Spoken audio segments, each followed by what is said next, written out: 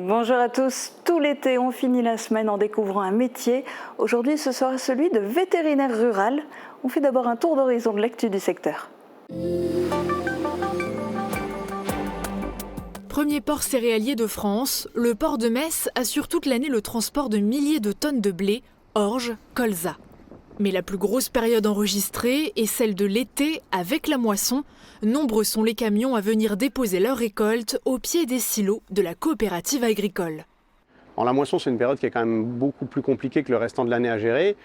Pour un ordre d'idée, il y a 7 personnes qui travaillent sur le port de Metz toute l'année. Et là, on rajoute 16 personnes en plus pendant la moisson. Sur l'ensemble du groupe, c'est 70 personnes en plus qui viennent augmenter les équipes. Donc du coup, il y a quand même beaucoup plus d'activités à gérer, beaucoup plus de personnel à gérer, de la formation des gens, les explications. Près de 300 camions se présentent chaque jour avec leur chargement. Avant le stockage, des analyses sont menées pour tester la qualité des céréales. On met dans un appareil qui s'appelle l'Infratech. On appuie sur le bouton et l'appareil va nous donner le PS, l'humidité et la protéine du blé. Une fois testées et catégorisées, les céréales sont entreposées dans des silos à grains comme celui-ci, hauts de plusieurs dizaines de mètres. Cette année, la sécheresse des débuts de la moisson et l'humidité de la fin du mois de juillet ont altéré la quantité et la qualité des récoltes. Les grains de blé ont eu du mal à se remplir, donc du coup la densité, la masse volumique, le PS du grain en fait est beaucoup plus faible que les autres années. On va être sur une baisse de 10% à peu près sur la partie rendement, et en PS il va manquer entre 1,5 et 2 points de PS selon les secteurs. Alors pour éviter de baisser les prix, plusieurs solutions s'offrent à la coopérative pour améliorer les produits, sécher ou humidifier les stocks en fonction des paramètres enregistrés. Ensuite, direction le transport. Ici, une vingtaine de bateaux arrivent et repartent chaque mois. Alors ça vient de chez nos agriculteurs, en Moselle essentiellement, donc sur tout le rayonnement de la coopérative, et ça repart sur la Belgique, la Hollande et les pays du Nord. Pour nos 2 sites portuaires, il y a à peu près l'expédition de 500 000 tonnes de céréales qui se font. Une expédition de taille qui place le port de Metz à la première place des structures fluviales françaises. Ici, ce sont plus de 2 millions de tonnes de céréales qui sont stockées puis exportées chaque année. Courir pour la bonne cause, c'est le défi que s'est lancé Alexandre Schmitz. Ce jeune consultant en marketing de 26 ans se prépare à courir le marathon d'Helsinki le 19 août prochain. Amoureux du sport depuis son plus jeune âge, il a voulu allier effort et solidarité. C'est vraiment un objectif personnel, une fierté. Je serais un peu seul avec moi-même à me dire c'est beau, tu l'as réussi, mais un peu seul, donc ce qui est déjà très bien. Mais je me suis dit que cet objectif pouvait être un petit peu plus conséquent. Et c'est là que m'est venue l'idée tout simplement en fait, de faire un objectif, on va dire collectif, de rassembler du monde autour d'une cause. Et c'est là que j'ai pensé à l'association donc Franck un rayon de soleil, que je connais maintenant depuis des années, que j'ai suivi depuis le lancement. C'est un peu dans l'esprit de la force du nombre. Je me dis qu'on est un peu dans une société maintenant de plus en plus individualiste. Mais je pense que la force du nombre existe encore et que le collectif peut faire de grandes choses. Donc voilà l'idée, on va dire, principale. L'association alsacienne Franck un rayon de soleil lutte contre le cancer chez l'enfant. Action de sensibilisation et soutien financier pour les familles et la recherche médicale, elle met tout en œuvre pour sa cause et ce grâce au sport. Avec ce marathon, Alexandre espère donner de la visibilité à cette association au grand cœur. Le marathon d'Helsinki n'est pas une promenade de santé. Au total, 42 km sont à parcourir. Mais ce jeune Calaosien ne lâchera rien. Voilà plus de 3 mois qu'il s'entraîne d'arrache-pied. Donc au niveau de l'état d'esprit, je me sens bien. Je me dis que dans tous les cas, la préparation et ce que je pouvais faire, je l'ai fait au maximum. Donc voilà, avec de la discipline. Je sais très bien aussi que dans le sport et dans les courses, ça ne se passe jamais comme on veut, comme prévu. Donc il y aura forcément des difficultés. Je sais, on m'a beaucoup expliqué que le marathon, on peut faire un parallèle un peu avec la vie, que voilà, il y a des moments où on se sent parfaitement bien. Par exemple, dans les 10 premiers kilomètres, on a l'impression qu'on va voler. Au 30e, on peut s'effondrer et après, c'est beaucoup dans la tête, j'imagine. Voilà, vu que ça va être la première fois.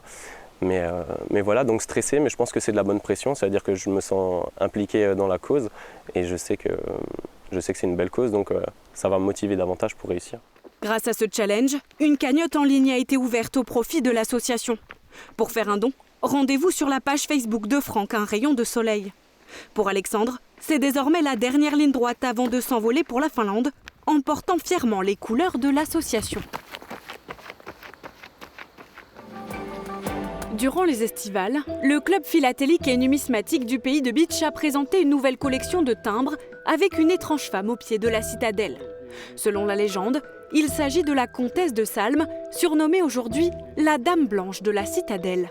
Alors, la Dame Blanche, en fin de compte, dans les années 1600-1650, il y avait la comtesse de Salm, donc qui était une dame qui a réellement existé et qui était donc l'épouse du comte de Salm Beach, qui à l'époque était ceux qui avaient la main sur la citadelle. On regarde par là-bas parce que la citadelle elle est là-bas. Et puis cette dame, elle avait un gros problème. Il y a une méchante sorcière, on ne sait pas trop pourquoi, qui lui a lancé un sort à sa naissance. Et ce sort, c'était quelque chose d'assez terrible. Alors, ça consistait, si le vendredi, elle croisait quelqu'un, elle rencontrait quelqu'un qui s'était soit coupé les cheveux, soit lavé les cheveux, si elle-même ne jetait pas un sort à cette personne, elle mourait dans l'année. Donc, du coup, elle avait un gros souci, c'était le vendredi, gérer ses rencontres avec des personnes qui s'étaient lavé la tête. Une étrange légende peu connue aujourd'hui, mais certains irréductibles passionnés de contes et de légendes ont tout de même mené quelques recherches. Bon, alors ce mythe légende a été créé en gros dans les années 1890. C'était un écrivain allemand qui a lancé cette histoire, qui a pratiquement disparu parce que le gros problème sur Bitche, c'est qu'il n'existe pratiquement pas de légende. Alors Bitche, c'est assez particulier parce que j'ai prospecté pour savoir au niveau de ce qu'il y avait comme légende dans le pays de Bitche, etc. J'ai eu de grandes discussions avec Marianas, par exemple, qui a écrit pas mal sur les légendes, qui a repris, qui a traduit les légendes allemandes, etc. Et il s'est avéré que sur Bitche, il n'y a rien. Cette légende s'est effacée petit à petit de la tête des Bitchois. Pourtant, à l'époque, certains affirmaient avoir aperçu une silhouette blanche sur les hauteurs de la citadelle. Ce qu'on s'est posé aussi la question, pourquoi ces légendes de Mélusine, de Dame Blanche, qui existent pratiquement dans des centaines, voire des milliers de lieux en France et ailleurs. Et là aussi, on a essayé de trouver une réponse rationnelle à la chose. Ces longues nuits d'hiver, les nuages de brume, des choses comme ça, ça fait travailler l'imagination et puis les gens partent et ça devient des personnages, des choses comme ça. Bien évidemment, tout cela reste une légende racontée aux enfants le soir au coin du feu. Mais qui sait, peut-être que la comtesse hante bel et bien les lieux. Gare à vous si nous sommes vendredi et que vous vous êtes lavé les cheveux.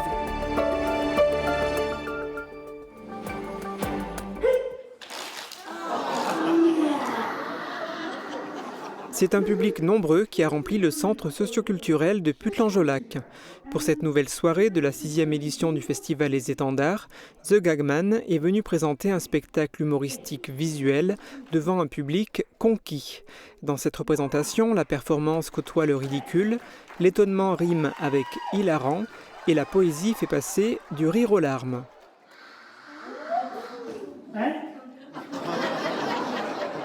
Calmo, signorina, calmo, calmo. Un mélange de cirque et de musical, emportant les spectateurs dans un tourbillon de moments cocasses aux airs imprévus. Le tout joué par Élastique, l'unique acteur du spectacle. Son comique de situation, ses gags bidons et ses illusions visuelles ont ravi le public qui a quitté la salle avec le sourire.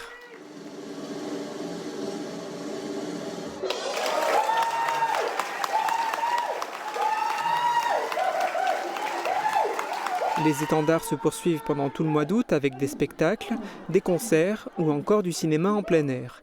Tous ces événements sont gratuits et pour tout public.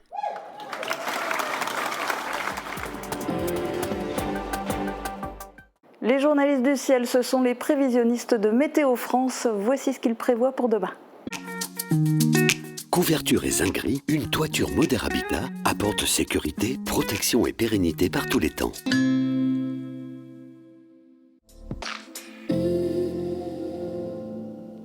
Bonjour à tous, après une matinée assez bien ensoleillée, le ciel se couvrira rapidement dès le début d'après-midi, donnant des pluies plus sensibles en fin de journée. Température maximale de 19 à 22 degrés. Demain samedi 5 août, nous fêterons les Abel. Le soleil se lèvera à 6h13 et se couchera à 21h09. Très bon week-end à tous.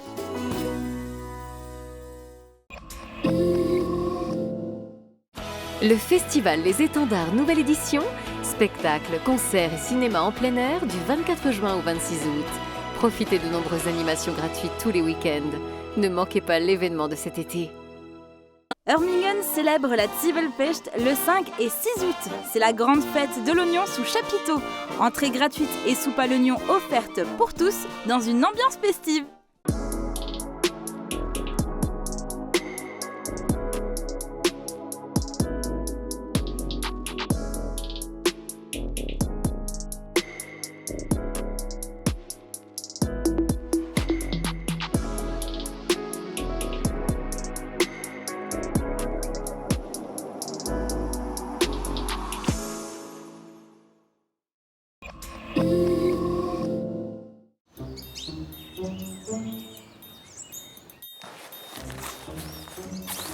Qu'est-ce que c'est que ce truc? Bah, c'est une carte postale. Et ça sert à quoi? Tu vois, c'est simple. On écrit un mot ici, on va acheter un timbre, on met l'adresse de mamie et c'est parti. Oui, mais elle arrivera dans 4-5 jours. Allô, ça c'est pour l'envoyer tout de suite. Oui, mais une carte postale, ça procure une autre émotion. Le plaisir de la trouver, de regarder l'image, de lire le petit mot manuscrit. Et en plus, tu peux même l'accrocher sur la porte de ton frigo. Vous êtes encore en train de dire que c'était mieux avant? Comme quand vous deviez trouver des piles pour vos lecteurs cassettes. C'est marrant parce que moi, je vous vois toujours en train de chercher des prises de courant pour vos écrans. T'es même pas sûre qu'elle arrive, ta carte postale? Pas plus que tes mails que tu m'envoies et que je reçois pas toujours. Mathieu nul. Moi, je veux aussi qu'on écrive à Tata. Tiens, écris l'adresse. Vous ferez ça dans la voiture et on trouvera une boîte aux lettres en chemin. C'est fini les vacances. Allez, en route la petite famille. Il existe de nombreuses solutions pour encourager les enfants à prendre le temps d'écrire. On peut acheter des cartes postales, tenir un journal de bord ou écrire des lettres. Vous pouvez aussi nous utiliser de manière créative, en vous servant de nos applications pour créer un album photo ou monter un film de vos vacances, en les partageant avec un petit mot, selon vos envies. Qu'est-ce que tu fais, ma chérie? Bah, j'envoie ton téléphone à mamie, comme ça elle pourra regarder toutes les photos qu'on a faites. Sinon, il y en a trop à imprimer. Et t'as même mis à timbre? C'est trop mignon. Oui, j'ai déjà envoyé celui de papa.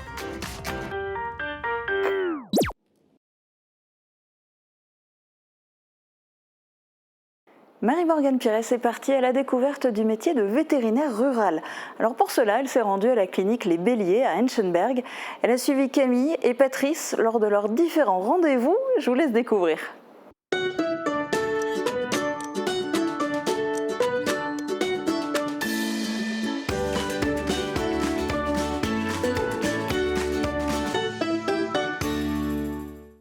Bonjour à tous, je suis ravie de vous retrouver pour un nouveau numéro en immersion. Alors aujourd'hui, on est à Henschenberg devant le cabinet vétérinaire Les Béliers. Alors ce sont des vétérinaires qu'on dit ruraux. Alors en quoi consiste leur travail? Eh bien on va découvrir tout ça en rejoignant Camille puis Patrice. Venez avec moi.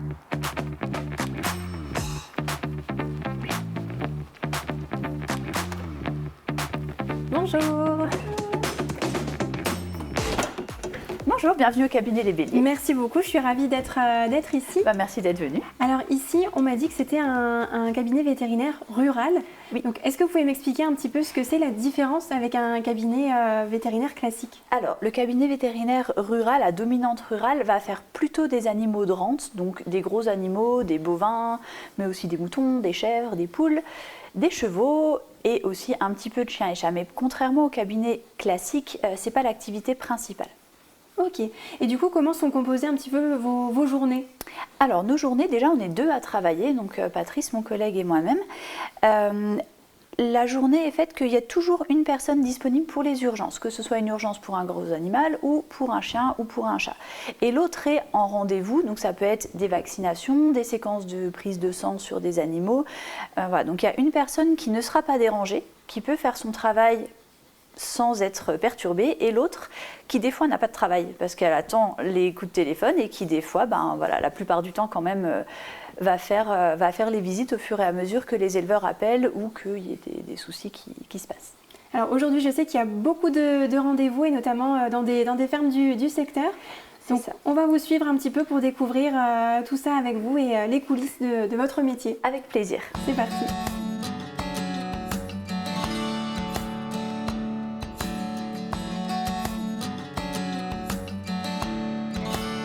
Donc ici on est dans une ferme à Montbronne, c'est ça? Oui, on est à la ferme Lisenbourg à Montbronne qui font des vaches allaitantes, donc des blondes d'Aquitaine, qui font de la vente directe. Et là on est en période de vélage, donc a priori il y a un petit veau qui est né il n'y a pas longtemps et qui a un petit souci au niveau du nombril, donc on va aller regarder ça. Ça marche.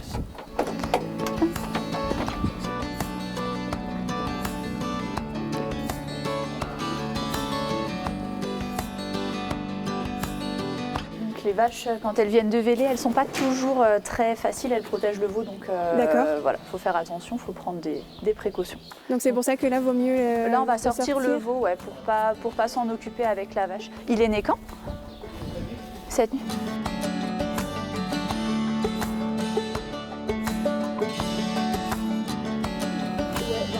Ce qu'on va faire, moi je vais mettre une ligature là-dedans, je mets un antibio et je suis même pas sûre que j'ai besoin de refermer ici.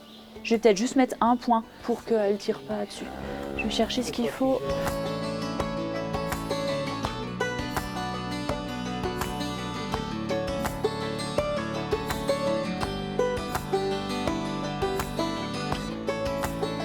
Et du coup je lui fais juste une injection d'antibio dans le cordon. Et après, normalement, ça va aller. Il faudra juste surveiller que ça ne devienne pas trop gros. Tu vois, tu les ressors pas, si? Non, il va. Donc là, je fais l'ordonnance. Pour chaque traitement fait sur un animal, il faut marquer le nom de l'animal, le délai d'attente pour la traçabilité de la viande après. D'accord. Vous venez de soigner un petit veau. C'est ça. Ça vous arrive régulièrement justement d'aller voir des nouveau-nés comme ça? Oui, généralement on intervient sur les veaux, c'est essentiellement des nouveau-nés parce que c'est eux les plus fragiles, c'est au moment du vélage où il y a le plus gros stress, où il peut y avoir des soucis, jusque dans les 15 premiers jours. Quand les 15 premiers jours sont passés, généralement on n'a plus trop besoin de nous, mais voilà, dans les 15 premiers jours en néonatalité, il y a pas mal de choses à faire. Donc, oui. Et donc là c'était une urgence, j'imagine qu'il vous a appelé. C'était relativement urgent, pas à la minute. Il m'a appelé ce matin, il devait être 8h15. Ça reste urgent parce que le cordon est complètement sorti et que si la vache continue à lécher, après si les intestins sortent, là ça peut être vraiment plus ennuyeux. Donc c'est une urgence dans l'heure ou dans les 2 heures. D'accord. Voilà, max dans la demi-journée. Ça marche. Donc là c'est parti pour le prochain rendez-vous, c'est ça? C'est parti pour le prochain rendez-vous, on va aller faire des échographies. On se rejoint là sur place.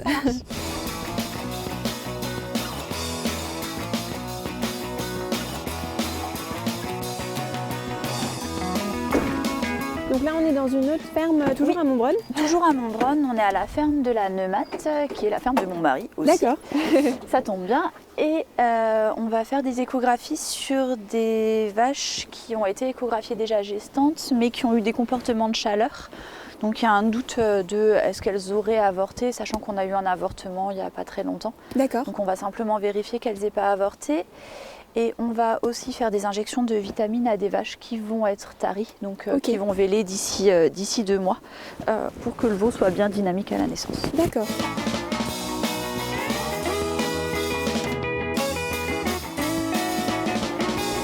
Donc pour vous, c'est principalement des déplacements dans les fermes? Oui, essentiellement, oui. Essentiellement, parfois ils nous ramènent des veaux sur place au cabinet pour les perfuser. Quand c'est des nouveau-nés, c'est plus facile, ils ne bougent pas beaucoup. Mais sinon, c'est nous qui nous déplaçons systématiquement en ferme. Ouais. D'accord. Les échographies, on les fait en transrectal parce que le rectum surplombe l'utérus. Ok. Et du coup, tu me dis quand je peux y aller? Moi. Du coup, ça nous permet d'avoir une belle image.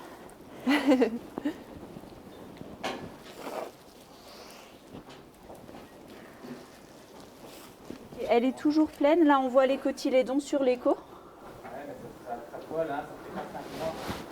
Attends, je te dis si... Donc là, le veau est trop gros pour qu'on voit le veau lui-même. On voit le placenta et le liquide. Si, là, j'ai un petit morceau de veau. Là, ouais, il est vivant, il gigote. Et effectivement, on est à 4-5 mois, ouais.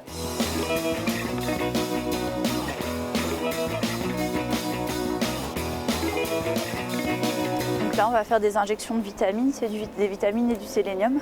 D'accord. Ça permettra de donner une bonne vitalité au veau à la naissance. C'est un colostrum de bonne qualité. D'accord.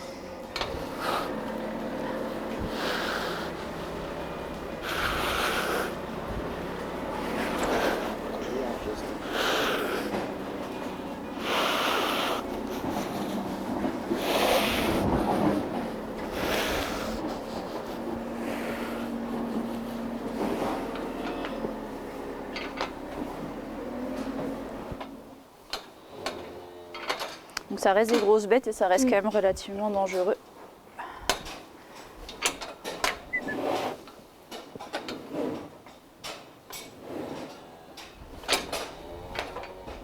Je peux enlever la voisine?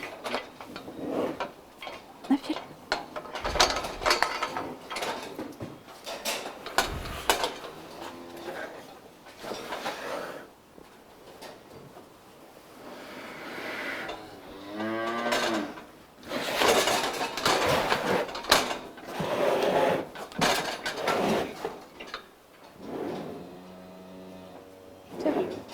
Camille, on voit, vous allez vraiment à la rencontre surtout des agriculteurs, etc., moins en cabinet. Essentiellement, oui. Et pourquoi vous avez voulu faire justement ce choix en tant que vétérinaire Alors moi, je ne suis pas du tout issue du milieu agricole et ça a été une révélation. J'ai fait des stages de 3e comme tous les collégiens. Et je suis tombée par hasard sur un vétérinaire qui faisait des bovins. Et j'ai trouvé ça absolument formidable. J'ai trouvé que c'était une forme de liberté et un contact avec les éleveurs qu'on n'a pas autant en cabinet quand les gens viennent chez nous. Là, on va chez les gens, on va dans leur quotidien. Et du coup, on se retrouve vraiment en immersion dans leur vie, dans leur cheptel. Et il y a une relation de confiance qui se crée énormément. Et du coup, moi, c'est vraiment ce côté-là que j'aime beaucoup. Et est-ce que du coup ça a nécessité une formation différente que des vétérinaires classiques entre guillemets? Pas tout à fait, c'est-à-dire que le cursus de base c'est le même. Dans les études jusqu'à la 4e année c'est la même chose et sur la 5e année on se spécialise entre guillemets, c'est-à-dire qu'en fait c'est une année qui est essentiellement composée de stages, donc en fait on choisit des stages à dominante plutôt rurale, donc j'ai fait des stages dans le berceau charolais où on a fait énormément de césariennes, enfin voilà, on choisit un petit peu. Je suis très intéressée par les chèvres aussi, donc je suis allée à Mel c'est vraiment une clientèle dans l'ouest où ils font énormément de chèvres, donc voilà, pour apprendre vraiment sur le terrain.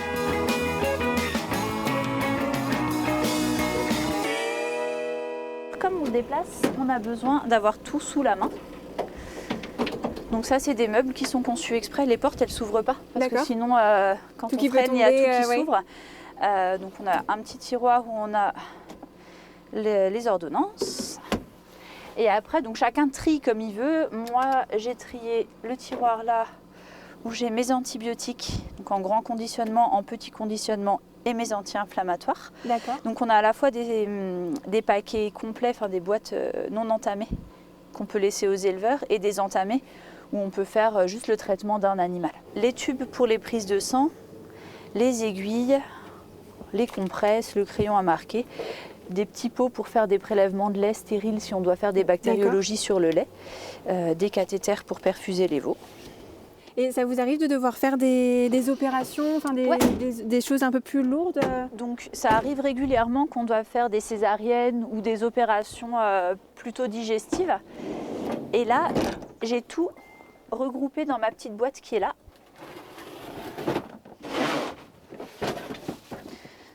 Donc là, elle a un peu servi ce matin, donc elle n'est pas rangée et pas propre. Mais du coup, dans la boîte qui est là, j'ai à la fois le fil, les anesthésiques, les antibiotiques et tout ce qu'il faut comme matériel pour opérer. D'accord. Donc ça, vous faites aussi directement sur place? Directement sur ferme et après on renettoie le matériel. Là, en rentrant tout à l'heure, je nettoierai la boîte complètement.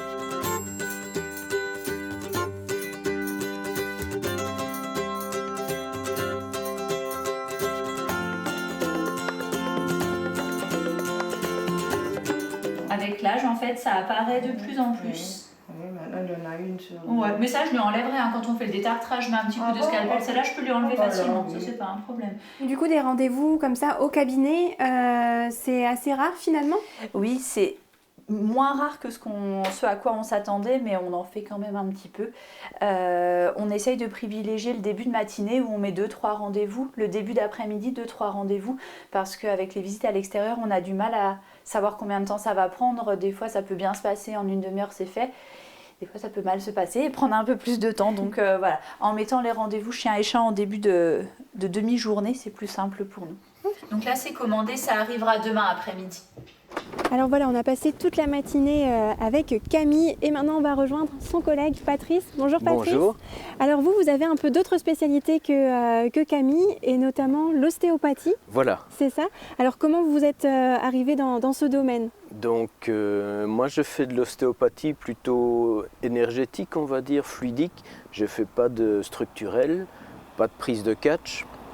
Et j'y suis arrivé parce que ça m'a toujours intéressé, ça correspond bien à mes convictions de vraiment essayer de faire du bien à l'animal et l'animal, on le voit, il est détendu et même il nous remercie. Et j'ai un animal qui n'est pas stressé, je suis venu, j'ai fait du bien, voilà, ça correspond bien à la conception que j'ai de mon métier, quoi. Et donc l'ostéopathie est pratiquée entre guillemets dans quelles circonstances? Est-ce que c'est pour un animal qui est malade ou pour lui juste le déstresser comme vous disiez? Alors ça peut être les deux options, soit parce qu'il y a un animal qui est malade, blocage du dos ou un spasme ou même des coliques.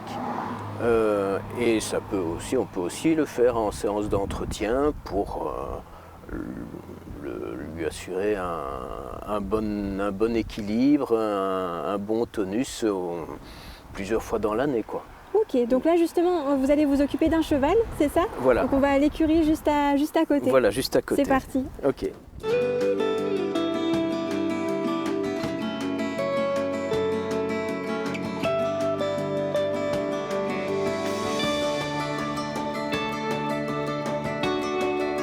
Donc là je vais commencer le soin.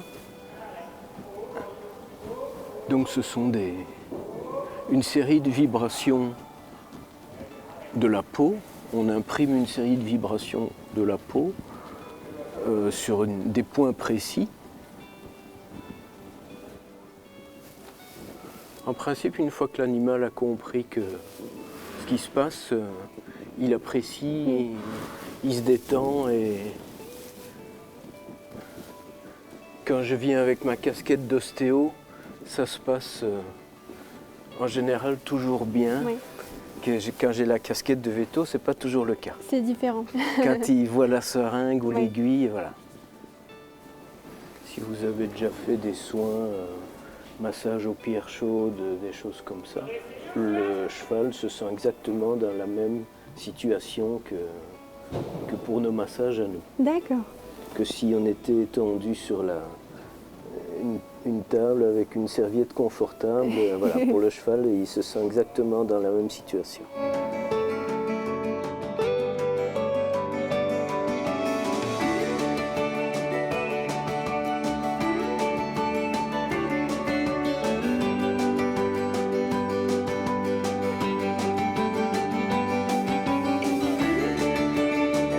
Donc la séance d'ostéopathie Donc voilà, la terminée. séance est terminée. Là, on va aller dans une autre écurie pour vacciner un cheval, faire un rappel de vaccin. Donc là, je vais, comme on a dit tout à l'heure, je vais changer de casquette et donc on se retrouve là-bas. Ok, pour votre casquette de vétérinaire cette fois. Voilà. Ok, ben on y va.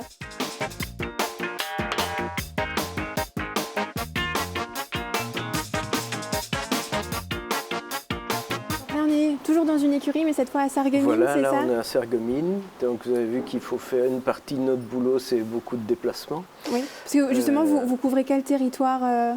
Voilà, on couvre d'Enchambert un rayon de 25 km autour d'Enchambert. D'accord, donc parfois beaucoup de déplacements donc aussi. Parfois beaucoup de déplacements. Et donc là, on fait un rappel de vaccin. D'accord. Du mois dernier, on refait son rappel là, et voilà. Ok, bah je vous laisse faire. Ok, ça va, il s'est remplumé un petit peu depuis la dernière fois. Ouais. Donc je fais une petite auscultation avant, voir si tout va bien, si le cheval est en bonne santé, s'il est prêt à recevoir le vaccin.